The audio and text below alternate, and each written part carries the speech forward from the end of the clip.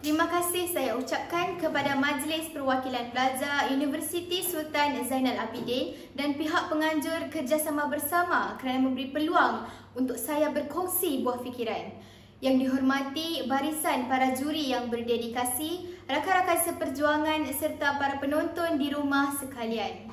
Assalamualaikum dan salam kemerdekaan saya hulurkan kepada semua.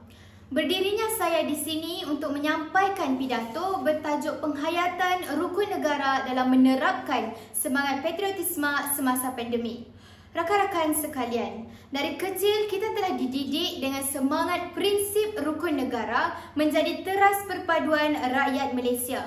Rukun negara yang diperkenalkan secara rasmi pada 31 Ogos 1970 mengandungi 5 prinsip, iaitu kepercayaan kepada Tuhan, kesetiaan kepada raja dan negara, keluhuran perlembagaan, kedaulatan undang-undang serta kesopanan dan kesusilaan.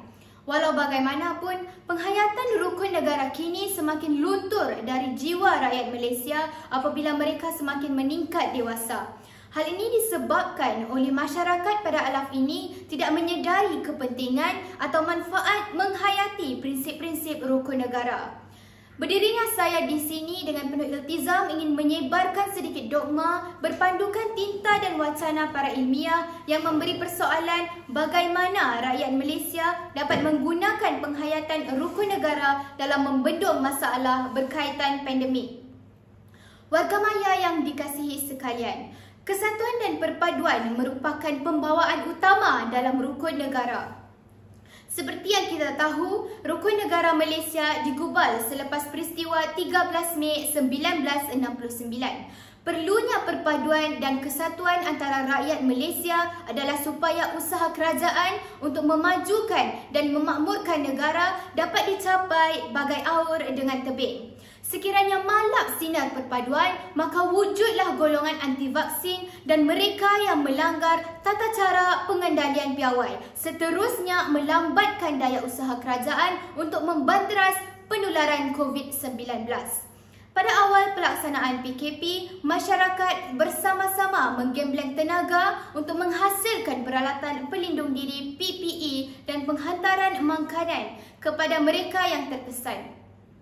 Menerusi penghayatan rukun negara secara mendalam akan wujudnya sebuah komuniti yang seikat bagai sirih, serumpun bagai serai di mana kemakmuran negara dapat dicapai dan dinikmati secara adil dan saksama.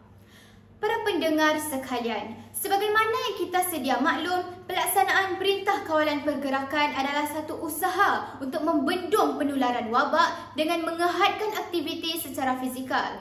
Namun begitu, kerajaan telah memberi kelonggaran kepada mereka yang menghadapi kecemasan seperti kematian ahli keluarga terdekat atau petugas barisan hadapan seperti petugas kesihatan dan polis. Walau bagaimanapun, terdapat segelintir pihak yang tidak bertanggungjawab mengambil kesempatan atas kelonggaran dengan menipu pihak berkuasa untuk merentas negeri. Natijah daripada perbuatan yang tidak cerdik ini, usaha untuk membanteras penularan wabak menjadi sia-sia. Maka peraturan telah berketat seterusnya memberi kesan kepada mereka yang memerlukan kelonggaran.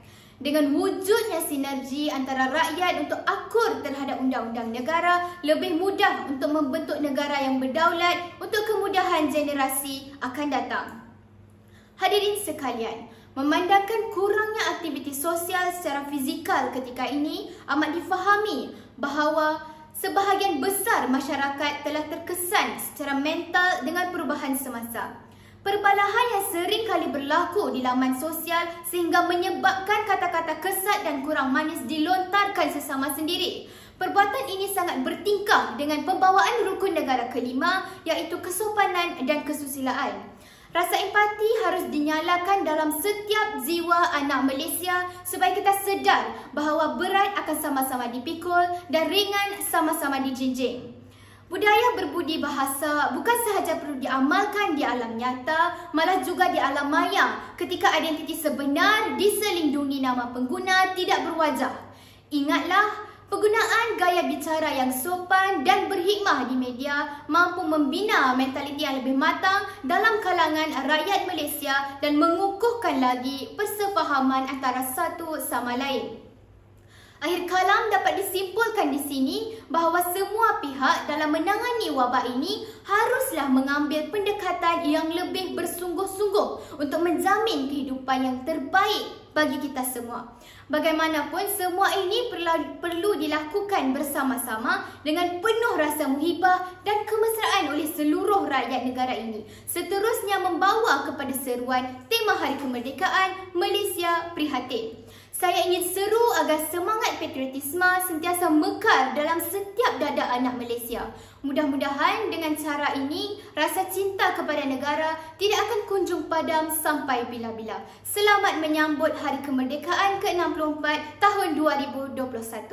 Wabillahi taufiq wal hidayah. Wassalamualaikum warahmatullahi wabarakatuh.